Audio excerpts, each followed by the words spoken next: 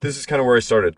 I was first introduced to coding in high school. A lot of people picked up coding as a kid. Maybe they had a parent involved, or maybe they saw something online at an early age. That was not the case for me. I was first introduced to coding in high school in a web development class. I was first exposed to HTML and CSS here, and quite frankly, it was a requirement to graduate. This was not a calling. This was not an elective. This was like, kind of have to take this class to graduate. When I was in the actual class, I didn't think too much of it. I didn't think this was going to be a career. Let's just say I wasn't thinking too much about the future at this time. What I did find out though was what everybody thought was super nerdy and boring and technical and hard was not nearly as difficult or monotonous as people made it out to be. It became almost like solving a puzzle. If you played video games as a kid, and I certainly did, I was obsessed when I was a kid. I constantly had to level up, constantly had to get a little better, tweak things, make things better, and it's very satisfying playing video games because you get those quick dopamine hits, and that's very quickly what coding became for me. So if you're that type of person,